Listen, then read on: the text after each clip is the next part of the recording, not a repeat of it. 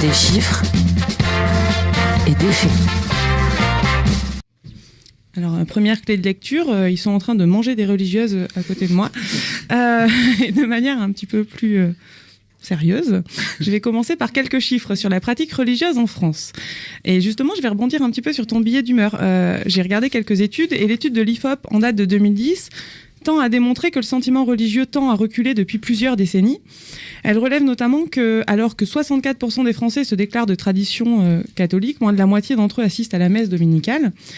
Et de même, selon une étude de 2016, pour l'islam, deuxième religion de France, avec 4 millions de personnes se déclarant musulmanes, seul un tiers d'entre eux déclarent aller à la mosquée régulièrement, ce qui représente en réalité 2% de la population française.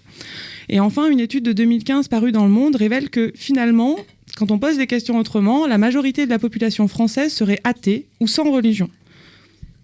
Donc tu vois, on n'est même pas à 50% que tu annonçais tout à l'heure.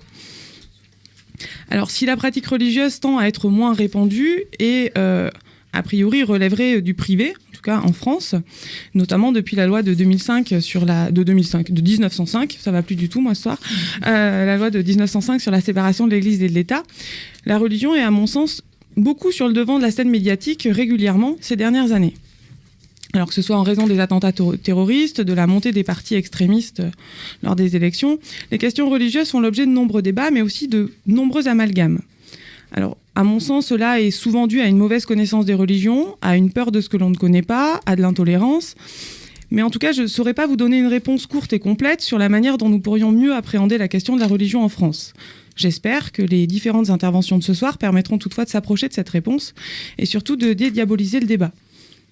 La seule réponse que je souhaite donner en introduction de l'émission, c'est celle de la manière dont, a priori, il faudrait percevoir la laïcité selon la jurisprudence récente rendue à propos de l'installation des crèches de Noël dans les mairies. Comme l'a rappelé en 2016 et à nouveau en 2017 le Conseil d'État, les crèches de Noël ne peuvent en principe pas être installées dans des lieux publics, puisqu'il s'agit justement d'expression de la religion, sauf si des circonstances particulières montrent que cette installation présente un caractère cultuel, artistique ou festif. Selon moi, il s'agirait ici d'une application de la loi de 1905 mettant en place le principe de laïcité, donc de la séparation de l'Église et de l'État, et qui montre comment la laïcité devrait être perçue en France. Ce serait une acceptation de toutes les religions, avec une pratique religieuse qui devrait relever de l'intime, du privé, et donc ne pas s'exprimer sur la place publique. Une vision qui semble avoir déjà été tracée lors des lois récentes concernant le port des signes religieux dans les écoles, ou encore la loi sur la dissimulation du visage dans les lieux publics qui concernait finalement en réalité plutôt la question du port du voile intégral. Donc certes, une vision qui semble globale, mais qui serait aussi biaisée par la tradition judéo-chrétienne de la France. Je vous laisse en débattre tout à l'heure. Afin d'éviter des débats imminents, je vous propose de prendre d'abord un peu d'air en écoutant Lucie parler de l'espace, mais sans en oublier les religions, bien sûr.